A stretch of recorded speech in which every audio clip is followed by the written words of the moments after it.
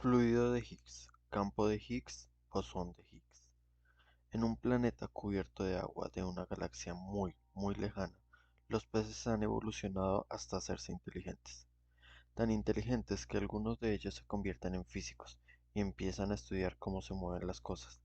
Al principio, los físicos derivarían unas leyes del movimiento muy complicadas, porque, como nosotros sabemos, el movimiento de los cuerpos por el agua es complicado. Pero un día, una pez genio, Piscis Newton, propone que las leyes básicas del movimiento son mucho más simples y bellas. De hecho, son las leyes del movimiento de Newton. Ella sugiere que los movimientos observados parecen complicados debido a la influencia de un material, llámalo agua, que llena el mundo. Después de un montón de trabajo, los peces consiguen confirmar la teoría de Piscis-Newton al aislar moléculas de agua. Según el mecanismo de Higgs, nosotros somos como esos peces, estamos inmersos en un océano cósmico, lo que complica las leyes observadas de la física.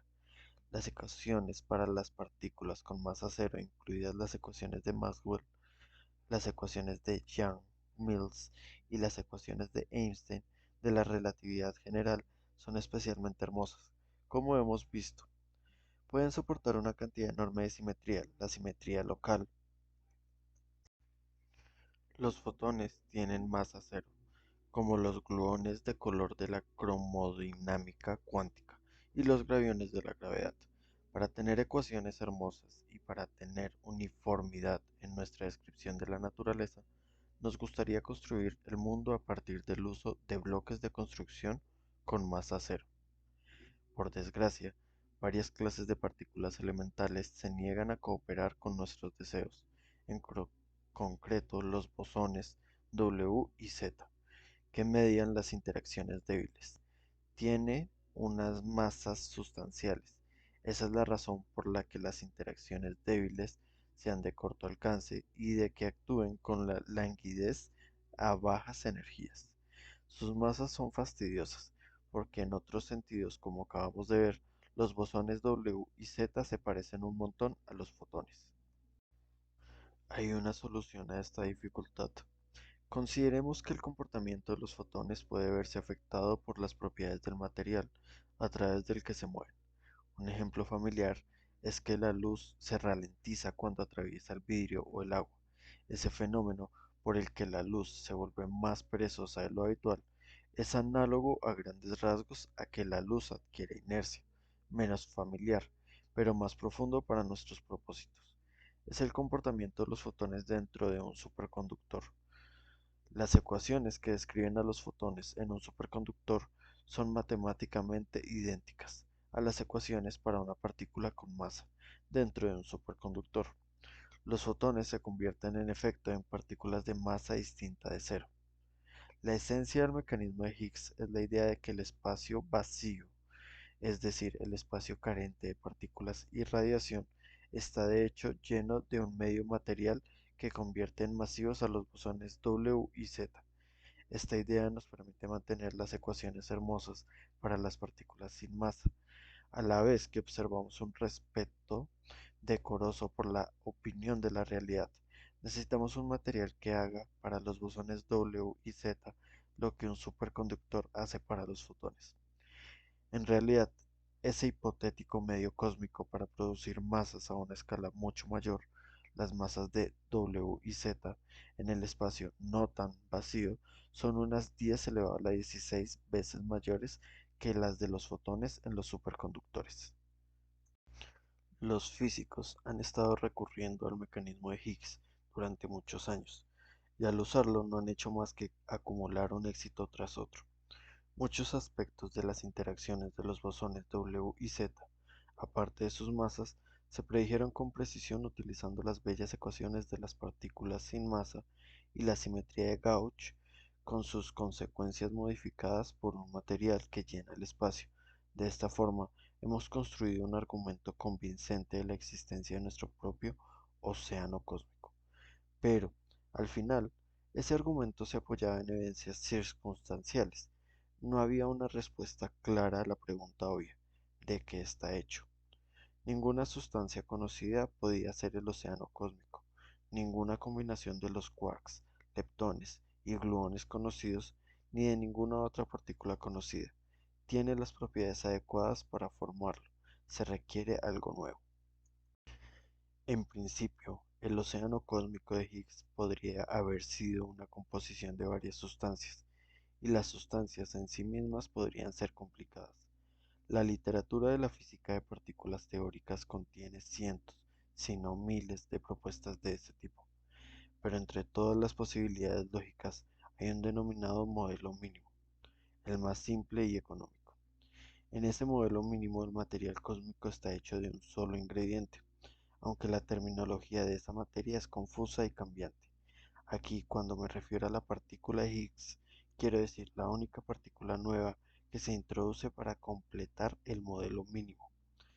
Podemos inferir muchas cosas sobre la manera en que la partícula Higgs interactúa con otras formas de materia.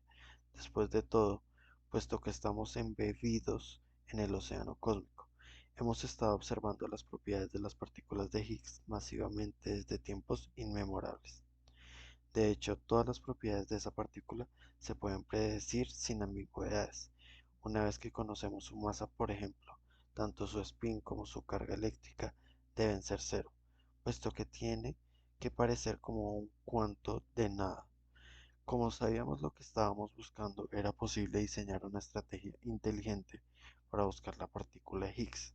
El proceso clave mediante el cual la partícula Higgs se descubrió se representa en la figura 36.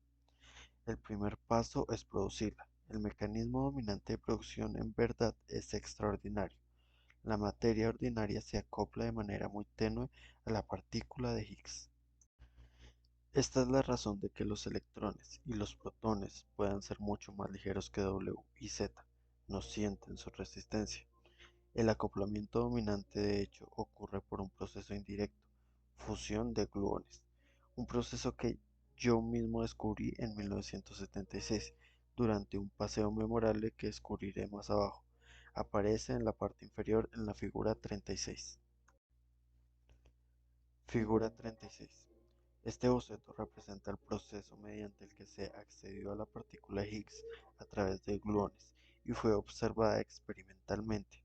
Se trata de una proeza que emplea simultáneamente muchos aspectos de la teoría central y principios profundos de la mecánica cuántica. Los gluones no se acoplan a la partícula de Higgs directamente. El acoplamiento es un puro efecto cuántico. Es típico de la mecánica cuántica que ocurran fluctuaciones espontáneas o partículas virtuales. Lo habitual es que esas fluctuaciones nazcan y mueran sin ningún efecto discernible, aparte de su influencia en el comportamiento de las partículas reales de la vecindad. En el proceso de fusión de gluones más importante, los gluones inyectan energía a un par virtual que consiste en un quark top T y un quark anti-top T complemento. El par de quarks anti-quark T y T complemento se acoplan de forma poderosa a la partícula Higgs. Esta es una de las principales causas de que sean pesados, de modo que hay una probabilidad razonable de que se genere esa partícula antes de extinguirse. La manera más eficaz de obtener la partícula de Higgs a partir de una colisión de protones es que colisionen dos gluones, uno de cada protón. El resto de los protones se materializan como un ruido turbio que, por lo habitual, contienen docenas de partículas. La desintegración de H en dos fotones. H se transforma en YY, que se muestra en la mitad superior de la figura 36, surge de una dinámica similar. Los fotones no se acoplan directamente a la partícula Higgs, sino que se comunican con ella a través de pares virtuales, T complemento T y W positiva W negativa. Aunque esto es un modo de desintegración bastante raro, fue el principal modo para descubrir H y la razón es que tiene dos grandes ventajas desde un ángulo experimental.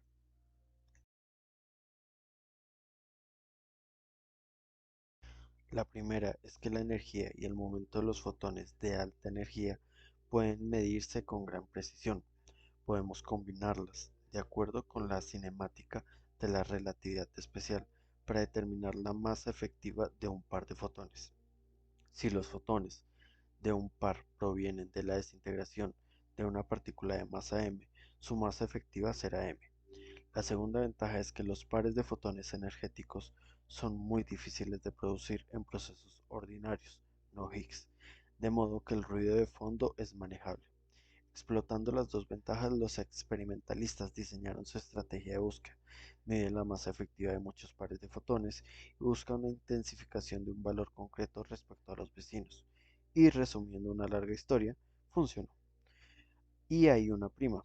Como el ruido de fondo se puede calcular de manera fiable, la magnitud de la intensificación respecto al fondo nos da una medida de la tasa de producción de H, multiplicando por el porcentaje de ramificación en YY. Uno puede entonces comprobar si la intensificación medida coincide con las predicciones para el H mínimo. Esto es particularmente interesante porque esas tasas abren una nueva ventana a lo desconocido. Para concretar, podría haber otras partículas pesadas, hasta ahora no observadas, que contribuyeran al proceso en su forma virtual. De momento, las observaciones son coherentes con el modelo mínimo sin adornos, pero una mayor precisión no es solo factible, sino también muy deseable. El atardecer encantado. Hasta las 10 de la noche o por ahí, aquel día del verano de 1976, que resultaría el más productivo de mi carrera científica, parecía cualquier cosa menos un día prometedor. Mi hija pequeñita, Amity, tenía una infección de oído y había estado todo el día con fiebre, de mal humor y pidiendo atención. Betsy y yo, ambos padres inexpertos recién llegados y solos en la aldea improvisada en el Fermilab, nos las apañamos como podíamos cuando cayó la noche oscura del medio oeste. Amity cayó por fin en un sueño exhausto y enseguida hizo lo mismo Betsy. Parecían dos ángeles de la paz. El estado de alerta y la energía que me habían infligido la necesidad de bregar con todas esas pequeñas crisis aún estaban conmigo, cuando las crisis en sí mismas ya habían pasado. Buscando una válvula de escape, decidí, como suelo hacer, dar un paseo. La noche mostraba una claridad brillante, radiante el cielo, nítido y distante el horizonte, y hasta el suelo iluminado por la luna parecía etéreo.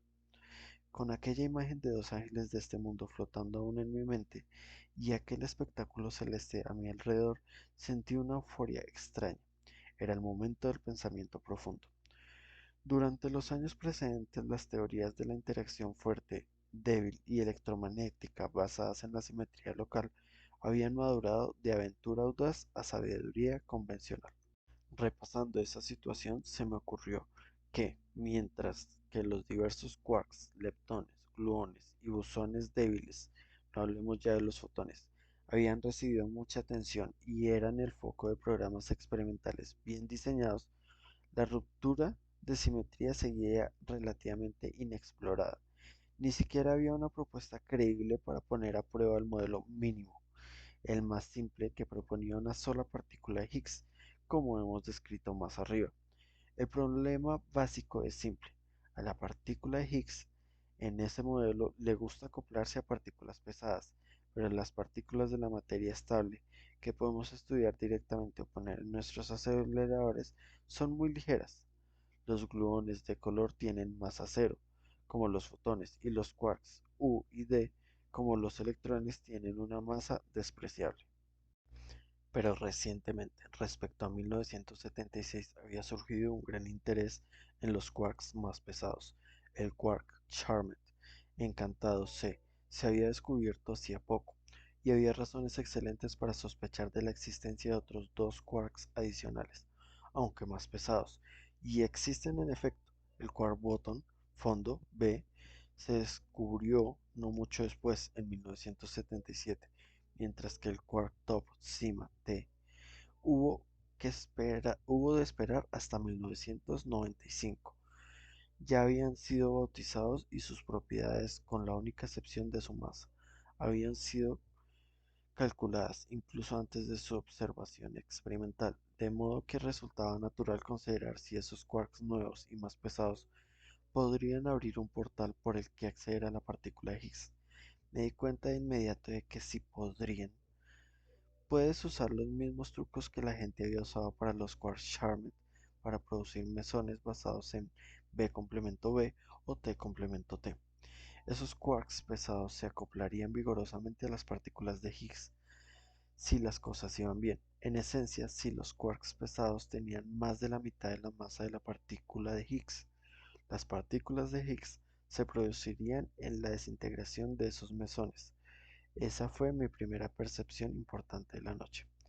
A continuación, era importante considerar las desintegraciones competidoras, porque si esas las dominaran, convertirían toda la historia en una mera curiosidad académica. Una de las posibilidades más importantes a considerar era la desintegración en gluones de color. No pude hacer un cálculo mental preciso, aunque una estimación tosca me indicó que iría bien. Fue bien. Lo más importante es que eso me dejó pensando. Si los quarks pesados pueden acoplarse a las partículas de Higgs y a los gluones, ofrecen entonces una manera de conectar los gluones a las partículas de Higgs. Y en ese momento mi cerebro había incubado el proceso básico que puedes ver en la mitad inferior de la figura 36.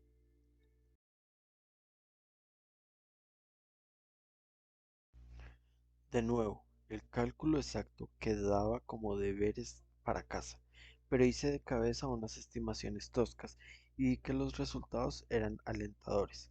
En concreto, me di cuenta de que incluso si los quarks por descubrir eran muy pesados, todavía podrían contribuir y que si fueran aún más pesados contribuirían también. Se me hizo claro de inmediato que esta sería la manera dominante en que las partículas de Higgs se acoplarían a la materia estable. Ello abriría una ventana prometedora a lo desconocido. Esa fue la segunda percepción importante de la noche. En ese momento había llegado a las dependencias del laboratorio y decidí darme la vuelta. Había tenido buena suerte pensando sobre el modelo mínimo de Higgs, así que quería sopesar cómo se aplicarían estas nuevas ideas a versiones más complicadas. Una posibilidad especialmente interesante es tener alguna simetría extra que pueda romper de manera espontánea. Esto puede conducir a la existencia de nuevas partículas de masa cero, una posibilidad espectacular. Esa fue mi tercera percepción importante de la noche. Allí lejos, en Princeton, donde había estado dando clase durante el año, había habido una excitación enorme sobre unas cosas llamadas instantones, que no intentaré explicar aquí. Los instantones rompen la simetría de forma particularmente interesantes, y pensé que sería divertido incorporarlos, de modo que tuviera algo de lo que hablar que mis colegas pudieran estar interesados en oír. Me di cuenta vagamente de que la partícula que de otro modo habría tenido masa cero, según mi tercera percepción, adquiriría más bien una pequeña masa, entre otras propiedades interesantes. Esa fue mi cuarta percepción importante de la noche, y con ella llegué a casa.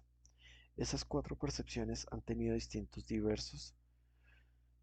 diversos. La primera cayó víctima de la mala suerte. El quark B no es lo bastante pesado en comparación con la partícula Higgs, mientras que el quark T es tan pesado e inestable que sus mesones no sirven para nada. La segunda es uno de los logros de los que estoy más orgulloso. Más de 30 años después, fue clave para el descubrimiento real de la partícula de Higgs, como se describe en la figura 36 y alrededor de ella.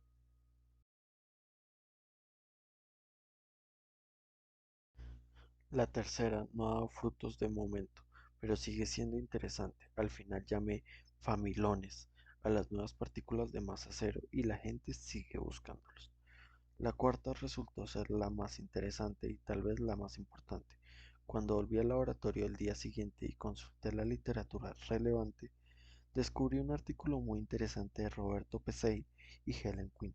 Habían explorado el tipo de modelo con el que yo había estado jugando y habían señalado que podría resolver un problema muy importante, el denominado problema teta. Lo esencial de esto es que hay un número teta que según la teoría central puede tomar cualquier valor entre menos pi y pi, pero es muy pequeño según las observaciones. Esto puede ser o bien una coincidencia o bien una indicación de que la teoría central está incompleta. En el modelo de Pesay y Quinn, La coincidencia se explicaba como el residuo de una nueva simetría, espontáneamente rota. Pesey y Quinn no repararon, sin embargo, en que su modelo contenía una partícula ligera, así que me puse a buscarle un nombre. Me había dado cuenta varios años antes de que había un detergente, Acción, cuyo nombre sonaba como el de una partícula. Decidí que si tenía la ocasión se lo pondría a una, y ocurre que el problema teta sobre la marcha implica una corriente axial. Eso me daba una fisura por la que colarles el nombre a los atentos y conservadores editores del Physical Review Letters, y así lo hice. Steven Weinberg también reparó en esta nueva partícula de forma independiente. Él había estado llamando Higglet. Acordamos, gracias a Dios, adoptar Acción. El Acción ha sufrido una historia larga, tortuosa y todavía pendiente de resolución. Es un asunto al que he vuelto muchas veces, desarrollando la teoría de su producción en el universo joven y sugiriendo la posible existencia de una radiación de fondo de acciones, análoga a la del famoso fondo de microondas. De acuerdo con este trabajo, el fondo de acciones sería difícil, pero no imposible, de observar. Un tenaz equipo de experimentalistas brillantes lo está buscando de forma decidida. Tal vez un día no muy lejano, la acción merezca un libro para él solo, porque se ha convertido en un buen candidato para constituir la materia oscura del universo, o tal vez no exista en absoluto, el tiempo dirá. Parte 4. Resumiendo. El censo de fuerzas y entidades. Tenemos cuatro fuerzas fundamentales: gravedad, electromagnetismo y las fuerzas fuerte y débil. Todas se describen teóricamente utilizando la simetría local. La teoría de la gravedad, la relatividad general de Einstein, se basa en la simetría local del espacio-tiempo, mientras que las teorías de las otras tres fuerzas se basan en la simetría local de los espacios de propiedad. La relatividad general es una teoría sustanciosa y nada fácil de dominar, pero se basa en la interacción entre el espacio-tiempo ordinario y la energía-momento, que son conceptos universales que no requieren un censo detallado. No pretendemos ofender a nadie. Por lo tanto, cuando reconocemos esa interacción en la sola palabra gravedad, puesto que el comportamiento de la materia respecto a las otras tres fuerzas vienen determinado por flujos en espacios de propiedad, necesitamos describir la geometría de los espacios de propiedad en que habita para explicar la materia. Haré esto en dos fases, representadas en las láminas RR y SS y en las láminas TT y UU. En la primera fase he pasado por alto algunas complicaciones que después he añadido en la segunda fase. Lámina RR-SS. Resumen de la teoría central. Paso 1. Láminas TT-UU. Resumen de la teoría central. Paso 2.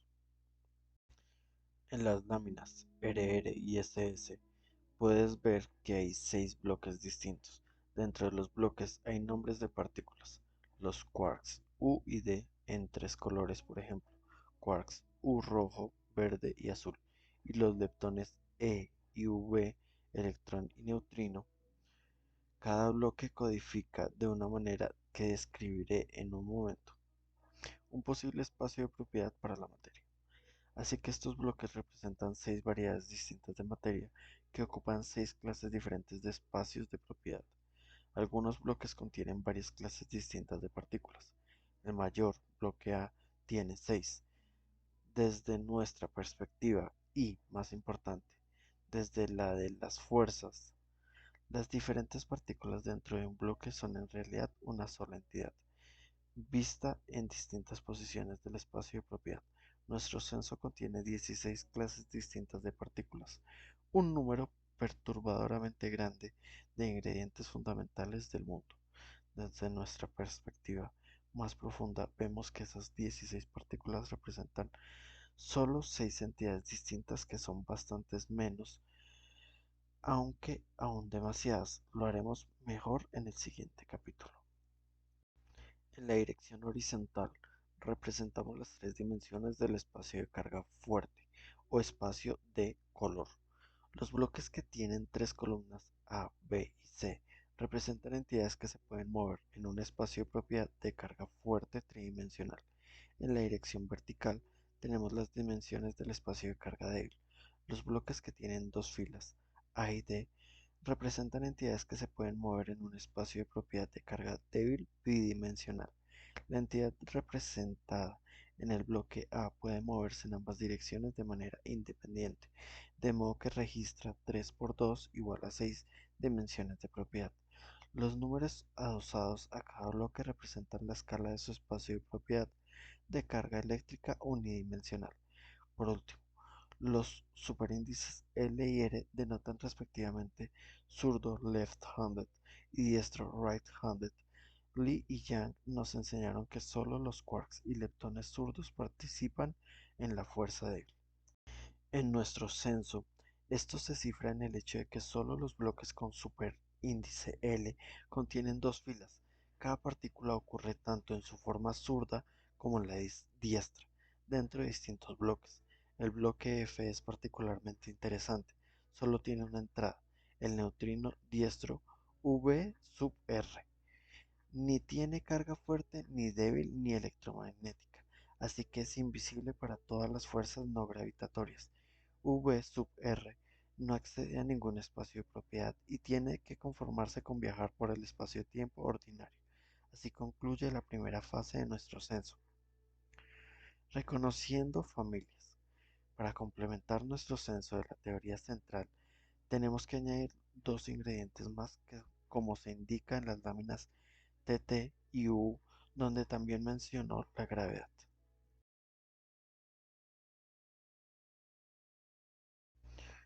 Uno es el fluido de Higgs, en la versión mínima de la teoría central, que, como hemos visto, se ha mostrado adecuada hasta ahora.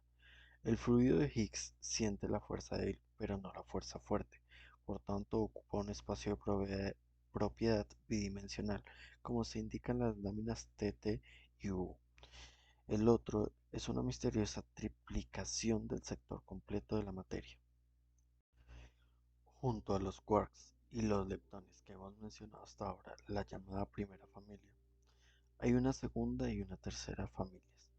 Rellenan bloques con la misma forma exacta, pero con nuevas entradas como aquí.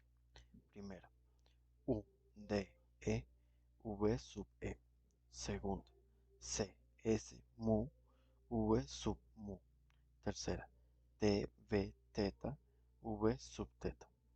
Así que además del quark up U tenemos los quark charm y top C, T. Además del quark down D, tenemos los quark strange y bottom S, B. Además del electrón E, tenemos los muones y leptones tau, mu y T. Y además del neutrino del electrón sub B sub E, tenemos los neutrinos del muón y del tau, V sub mu, V tau. Ahora tenemos que añadir subíndices para distinguir los distintos neutrinos. La segunda y la tercera familias tienen un papel muy limitado en el mundo natural presente, pero existen, y su existencia plantea desafíos teóricos, desafíos pendientes hasta ahora. Por ejemplo, las masas de las partículas varían en un amplio intervalo y no exhiben ningún patrón evidente. Sus desintegraciones débiles añaden muchas complicaciones adicionales, como la introducción de una docena de factores a la medida que han eludido el cálculo teórico. Si alguna vez sientes la necesidad de desinflar a un físico que presume de su teoría del todo, pregúntale por el ángulo de Cabibbo. En la nota 23 de las notas finales explico algunos detalles más de estas complicaciones de las familias y selecciono algunas referencias donde puedes aprender más, pero el resto de esta reflexión nos centraremos en los aspectos de la realidad física en la que la belleza es más importante. El final del principio.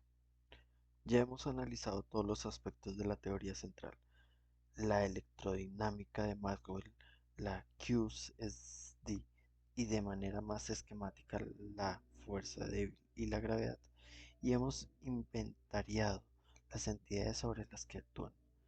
La teoría central suministra una explicación matemática completa y ahora puesta a prueba en el campo de batalla de cómo las partículas subatómicas se combinan para hacer átomos, los átomos se combinan para hacer moléculas y las moléculas se combinan para hacer materiales, y de cómo todas esas cosas interactúan con la luz y la radiación.